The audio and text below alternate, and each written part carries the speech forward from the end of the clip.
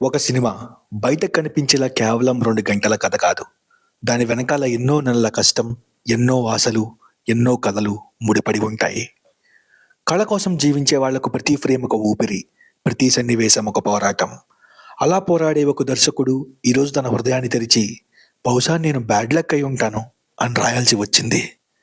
మన కలర్ ఫోటోతో అందరి హృదయాల్ని కన్నీళ్లతో నింపిన సందీప్ రాజ్ ఇప్పుడు తన కళ సిల్వర్ స్క్రీన్ మీద తన పేరు చూసుకోవాలన్న ఆశ తనకు దూరం అయిందని బాధతో యాక్స్లో పోస్ట్ చేశారు. కళను ప్రేమించే వాళ్ళ కథలు ఎప్పుడు ఆగవు, కానీ మన జీవితం అనే సినిమాలో టైం ఎప్పుడు తన వెనక ఇంకో కథంతా తయారు చేసుకుంటూ మనల్ని పరీక్ష పెడుతుంది. అలాగే ఈ సినిమాలో ఉన్న మెయిన్ పిల్లర్ రోషన్ కనకాల కథ కూడా కొంచెం ఇలాంటిదే.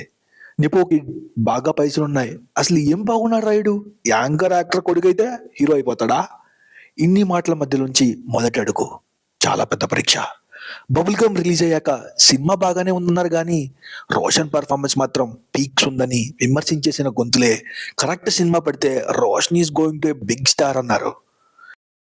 అలాగే ఈ సినిమాలో మరో మెయిన్ పిల్లర్ బండి సరోజ్. అసలు ఈ వ్యక్తి ఒకవైపు, ఆయన ప్రయాణం ఒకవైపు. ఆయన రాసిన మాటల్లో జీవం ఉంటుంది, ఆయన చూసిన ప్రపంచంలో నిజం ఉంటుంది. And he's a damn great performer bro. అలాంటి ఆయన ఇటువైపు తిప్పారంటేనే అర్థమవుతుంది సందీప్ మోగ్లీలో ఆ క్యారెక్టర్ ఎంత బలంగా రాశారో అని.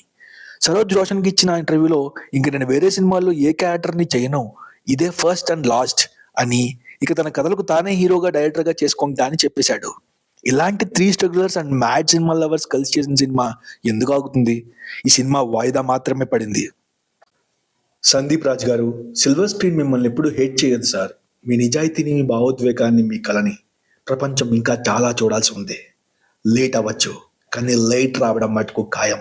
ఇది సెట్ బ్యాక్ కాదు, ఇది come back loading. All the best to entire Mowgli team.